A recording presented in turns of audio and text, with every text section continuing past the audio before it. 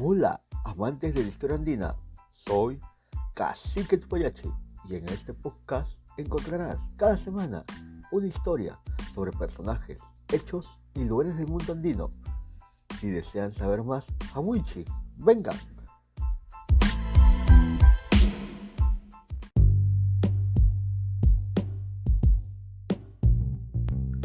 En esta oportunidad hablaremos sobre el Inca Garcilaso de la Vega, un escritor e historiador mestizo peruano conocido mundialmente por su obra Comentarios Reales de los Incas.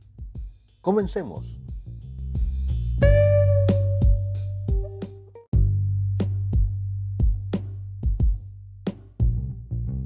En aquel año de 1532, el imperio de los Incas fue derrotado por las huestes de Francisco Pizarro junto a las etnias aliadas.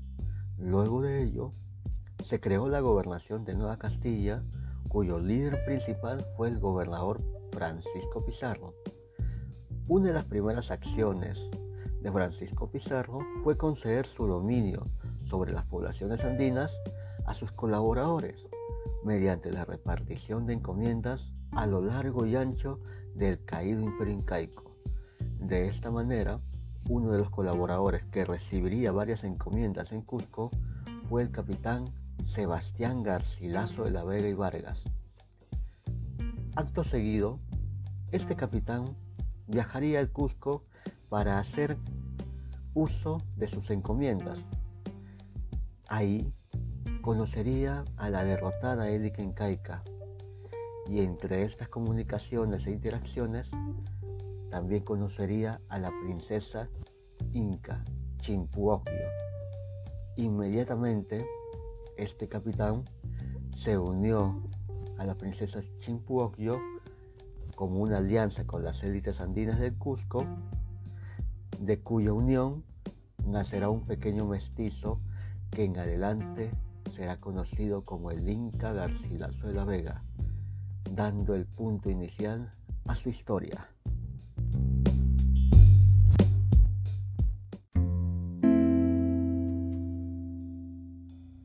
En primer lugar, hablaremos sobre sus orígenes.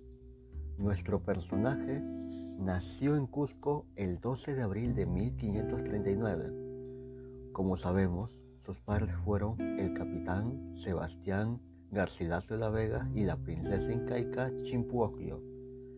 Su padre provenía de la nobleza española, al cual nuestro protagonista tendría varios modelos en la familia, que estaban dedicados en el mundo de las letras, es decir, pertenecía a un linaje de conocidos escritores, entre ellos, a saber, su tío, el poeta Garcilaso de la Vega, y un pariente suyo llamado Jorge Manrique, quien fue un autor muy conocido por el poema Coplas a la muerte de su padre. Por el lado de su madre, Chimpuocllo, también descendía de la nobleza, en este caso de la incaica. Su madre pertenecía a la panaca real de Tupac Yupanqui y Huayna Capac. Recordemos que de esta panaca también descendía el entonces derrotado también Inca Huáscara. Así, al ser bautizado en la religión católica, nuestro personaje adoptaría el nombre de Gómez Suárez de Figueroa, que era el nombre de uno de los hermanos de su padre.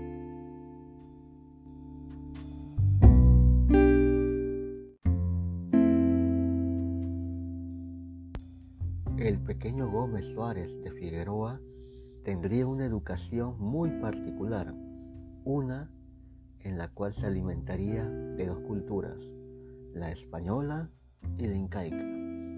Así, sus primeros años estuvo bajo los cuidados de su madre y su familia materna. Ahí aprendió a hablar el quechua, que era conocido en aquellos tiempos como la lengua general de los incas, y también aprendió a utilizar los quipus. Asimismo, escuchó numerosas historias de sus parientes sobre el esplendor del entonces imperio de los incas. Además de adquirir estos saberes andinos de su familia incaica, asimiló también la cultura española, aprendió a leer y escribir, estudió gramática y otros saberes necesarios para la educación que correspondía a un español, en este caso por ser hijo de un español. Para ello contó con maestros como Juan de Alcobaza y el canónigo Juan de Cuéllar. Este canónigo para aquellos años también enseñaba a otros mestizos que eran hijos, por ejemplo, de Francisco y Gonzalo Pizarro.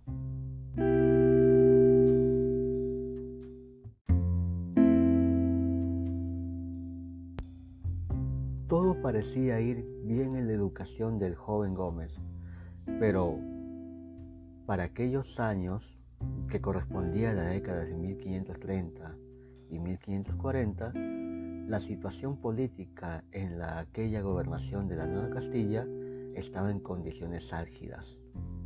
Es decir, sucedieron muchos enfrentamientos. Por ejemplo, la rebelión de Manco Inca, luego estaría el enfrentamiento entre pizarristas y almagristas. Por último, la rebelión liderada por Gonzalo Pizarro, que al final fue pacificada y permitiría la fundación del Virreinato del Perú, que tendría un nuevo dominio directo de la corona española a través de sus propias autoridades. En estos sucesos participó el padre de nuestro personaje. Nos referimos al capitán Sebastián Garcilaso de la Vega. Y sobre todo en la última, que correspondía a la rebelión de los encomenderos lideradas por Gonzalo Pizarro, el papá de nuestro personaje, que en un primer lugar estaba como aliado de este rebelde, pasaría a las filas de la corona española, pues quizás ya presagiaba que esta rebelión no tendría buen fin. Entonces, por la lealtad y mérito de sus servicios, el padre de nuestro protagonista fue nombrado como corregidor y justicia mayor del Cusco. Con este cargo, el capitán Sebastián nombró a su hijo Gómez Suárez de Figueroa como su secretario.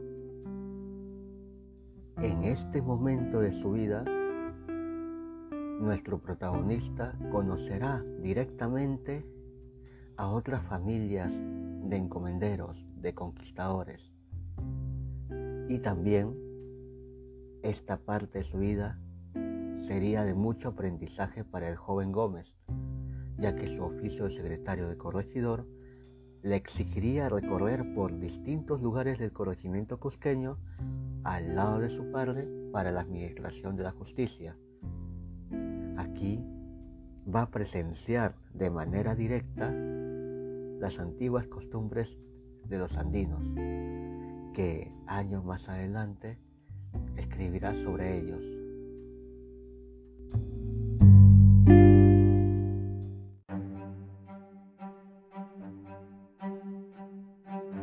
Todo parecía ir exitosamente en la vida del joven Gómez Suárez de Figueroa, pero que lamentablemente sufrirán una fuerte separación y una terrible pérdida en su vida.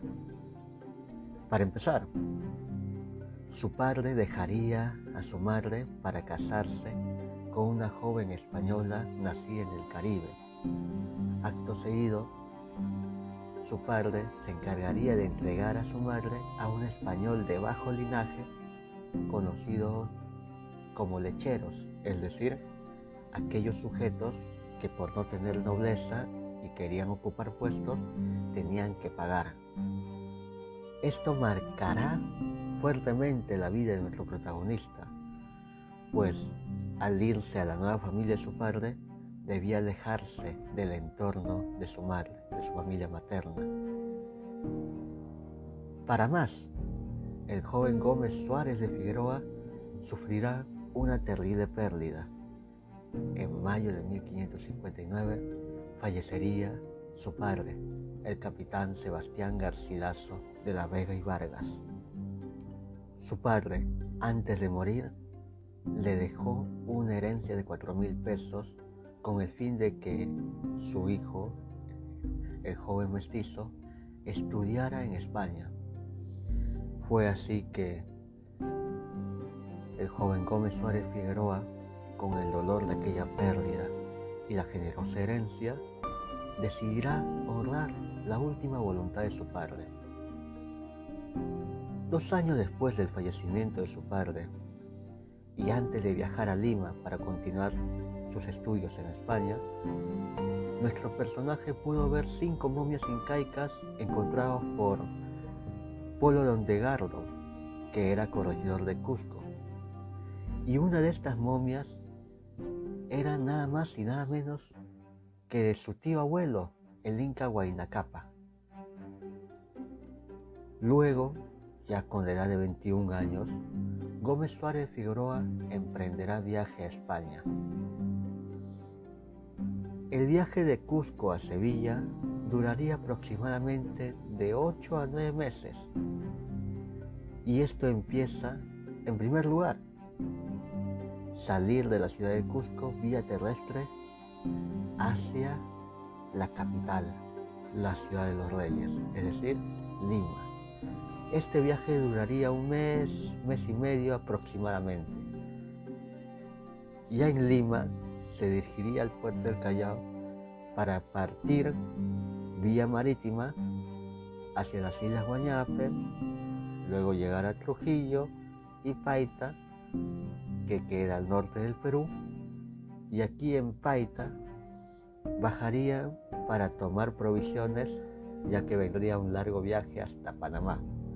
Pasarían por La Habana y de aquel lugar harían un inmenso viaje hasta Sevilla, en España. Una vez que llegó a Sevilla, emprenderá viaje a Montilla, lugar donde estaba su familia paterna. Montilla era una pequeña villa del reino de Andalucía. En este lugar, cuando llegó el joven Gómez, fue recibido por su tío, el capitán Alonso de Vargas. En este lugar, nuestro personaje permanecerá 30 años de su vida y ayudará a su tío en la administración de sus bienes y en la crianza de caballos.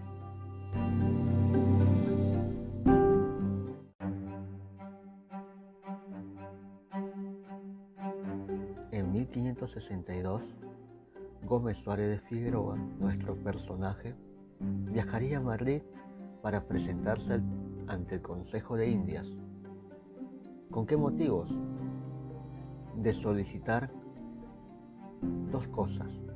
Primero, un beneficio a la corona española como recompensa por los méritos y servicios de su padre. Segundo, una restitución patrimonial a su madre. Recordemos a su madre Chimpuogio. Sin embargo, ambos pedidos fueron rechazados por aquel consejo. Uno de los funcionarios de aquel consejo estuvo en Perú, el cual le rechazó a nuestro personaje sus pedidos, acusando que su padre fue un traidor por apoyar a Gonzalo Pizarro en la batalla de las Guarinas en 1547. ¿Qué había pasado?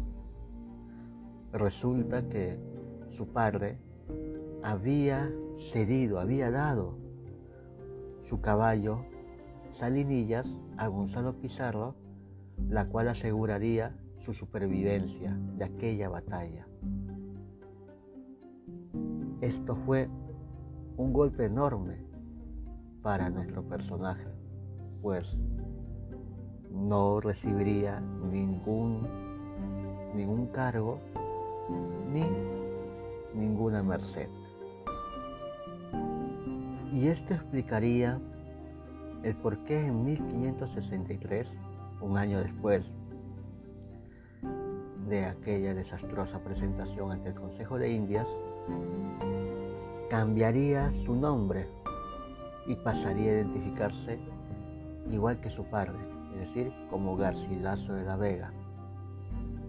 Quizás también para en adelante limpiar el honor de su padre, pero también se conocía que en esos años en Montilla vivía otro personaje llamado Gómez Suárez de Figueroa, y para no caer en incongruencias ni confusiones, va a identificarse con el nombre de su padre. Pasados los años, sabemos que en 1568 estalló una fuerte rebelión de los moriscos contra la corona española. Haremos un breve paréntesis para hablar un poco sobre esto. Entre los años de 1568 y 1571 sucedió la rebelión de la población morisca del Reino de Granada como protesta contra la pragmática sanción de 1567, sanción que limitaba sus libertades culturales. Cuando la corona española derrotó a los moriscos, tomó medidas muy duras, entre ellas, deportó a los sobrevivientes a varios puntos de Castilla, y muchos otros fueron vendidos como esclavos dentro de la corona española. Cerramos paréntesis. En este contexto, nuestro personaje no se quedaría de brazos cruzados, y más bien, para el año de 1570, se uniría al ejército español para luchar contra los moriscos en las conocidas Alpajurras. Sus actos fueron recompensados con el título de capitán otorgado por el rey Felipe II. Esta etapa de su vida es considerada por algunos estudiosos como una etapa oscura. Ejemplo de ello, el historiador Pablo Macera tendrá un fuerte calificativo en las acciones de nuestro protagonista en aquellas luchas contra los moriscos, bajo los calificativos de Revista y Meteque, por luchar en España contra mestizos iguales a él. Fuertes palabras de Macera, y eso que hemos tratado de suavizar los calificativos que tendría en esta etapa sobre nuestro personaje. Acabado esta rebelión, ahora sí, nombrado como Garcilaso de la Vega, retornaría a su preciada Montilla, con los honores sobre sus hombros. Una vez llegado a este lugar, recibiría la noticia del fallecimiento de su tío. Recordemos que su tío fue Alonso de Vargas, aquel capitán que lo recibió cuando recién nuestro personaje llegaba a España. Su tío le dejó una herencia, la cual le permitiría a nuestro personaje dedicarse al mundo de las letras sin las preocupaciones económicas para su sustento. Luego sabemos que en 1571 fallecería su madre, y esto sería un motivo fuerte para no regresar a su hogar natal, Cusco, y se quedaría en España para siempre. Un pequeño paréntesis. Muchos afirman sobre por qué el Inca Garcilaso de la Vega no retornó al Virreinato del Perú, a Cusco. Señalan que era porque los mestizos, o sea, su condición de mestizo, no era muy bien admitida en estas tierras. Por ejemplo, si recordamos la historia de Francisca Pizarro y otros hijos de otros encomenderos y conquistadores, muchos de ellos fueron exiliados amistosamente, por decirlo así, a España, con motivos de que no haya rebeliones, no haya confusiones y evitar cualquier caso que afecte a los intereses de la corona española. Esto es cierto, claro, esto habrá sido un motivo fuerte para que nuestro personaje no retorne al Perú, pero es muy sabido también que el amor a un lugar depende bastante también de las relaciones que tuvo en ese lugar. Y yo puedo entender a juicio personal, que no volvió también a Cusco, además de lo comentado, porque quizás ya no tenía quién le iba a recibir, quién le iba a dar el afecto, que en algunos momentos de nuestras vidas también pasamos por lo mismo. Cierro paréntesis.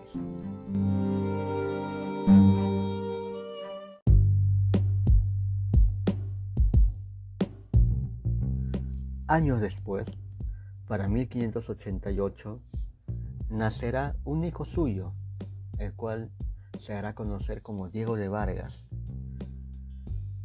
Este hijo fue de la unión que tuvo con su criada Beatriz de la Vega, que se presumía que era de origen morisco. Esta etapa de la vida de nuestro personaje es muy cuestionable, pues él nunca reconoció a Diego de Vargas como su hijo. Solo al final, cuando haría su testamento, le haría algunas cosas y mencionaría que lo crió en su hogar, nada más. Pues es algo irónico, ya que Garcilaso de la Vega sufrió en su condición de mestizo por ser hijo de un padre español y de una madre andina o incaica. A esta parte de su vida, la presión familiar pesa y la hemos llamado de tal palo, tal astilla. A pesar de esto, igual Garcilaso de la Vega siguió estudiando. Se dice que tenía una biblioteca con una cantidad de libros que llegaban a 188, las cuales las leía y se dedicó a leer a diferentes cronistas de las Indias. Se dedicó a leer literatura italiana. Se decía y le reconocían a él como un auténtico lego, es decir, aquella persona autodidacta que no pasó por la universidad. En esta parte de su vida se dedicaría exclusivamente a leer y escribir hasta el último año de aliento.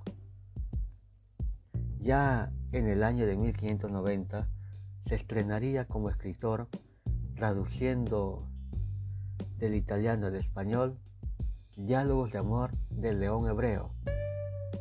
Y es aquí, en esta publicación, que se daría a conocer como Garcilaso Inca de la Vega, natural de la gran ciudad de Cusco, cabeza de los reinos y provincias del Perú. Un año después, al ingresar al mundo de las letras españolas y con esta nueva marca en su nombre, el Inca Garcilaso de la Vega dejará su querida Montilla para asentarse en la ciudad de Córdoba hasta el final de sus días. En esta ciudad podría ya tener una interacción más fluida con otros intelectuales de la época, jesuitas, escritores, etc. Después de este primer reconocimiento a su trayectoria intelectual, y estando, como se dijo, en Córdoba, el Inca Garcilaso de la Vega reunirá información sobre una expedición que fue dirigida por Hernando de Soto. Dicho sea de paso, fue un fracaso. Para ello, entrevistó a un soldado de aquella expedición llamado Gonzalo Silvestre y recibió también asesoramiento por el historiador español Ambrosio de Morales. Como resultado, fue la publicación de su segundo libro intitulada La Florida del Inca. Y con el pasar de los años siguió escribiendo y publicando libros, destacando muy por encima de todas sus publicaciones sus comentarios reales de los incas, que se publicó en el año de 1609 en Lisboa, donde detalla sobre la cultura e historia del extinto y glorioso imperio de los incas. 7 años después, fallecerá el 23 de abril de 1616 a la edad de 77 años. Será velado y enterrado en la capilla de las ánimas del purgatorio de la Catedral Mezquita de Córdoba, que había comprado en 1612 por 4.000 pesos, la misma cantidad que le dejó su padre como herencia. ¿Recuerdan? Por último, un año después de su fallecimiento, en 1617, se publicará la segunda parte de sus comentarios reales, que será intitulada como Historia General del Perú, que para 1613 el Inca Garcilaso había terminado de escribir, pero no lo publicó estando en vida. En este libro abarcó temas, por ejemplo, de la conquista del Imperio Incaico, de la introducción de la religión católica y las guerras civiles entre españoles. Esta última obra haría crecer la fama de nuestro personaje, quien resaltaría su condición de mestizo para darle veracidad a su pluma, que se nutriría de dos mundos, de dos culturas, la incaica y la española.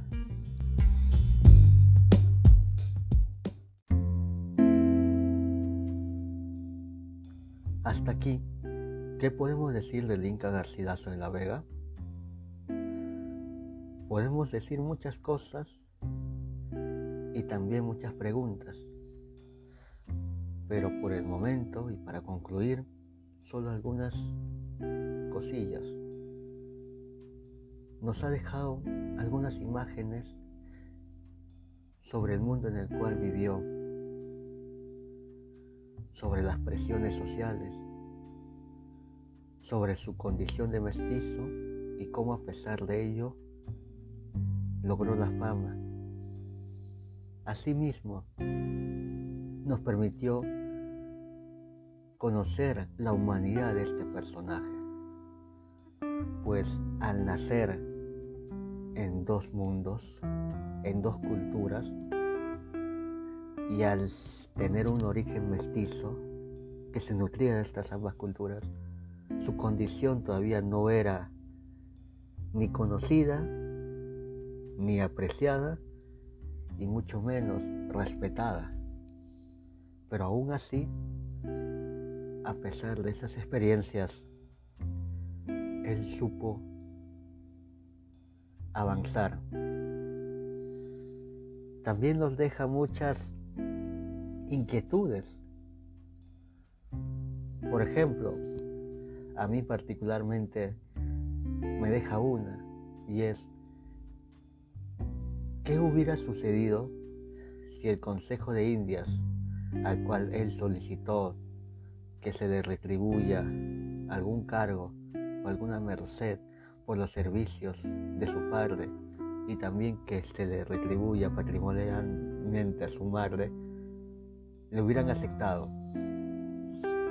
Posiblemente nuestro personaje se hubiera dedicado a otras áreas, quizás al gobierno colonial, y nunca hubiéramos sabido de lo que él sentía, lo que él plasmó como escritor, como historiador del antiguo imperio de los incas y de cómo ésta se fue transformando. ¿Quién sabe? Solo podemos decir que el Inca Garcilaso de la Vega fue un mestizo que hizo carrera en las letras, cuya visión a través de sus libros nos da una imagen romántica, sí, del imperio inca, pero también nos da el punto inicial para conocer la historia de nuestro querido Perú.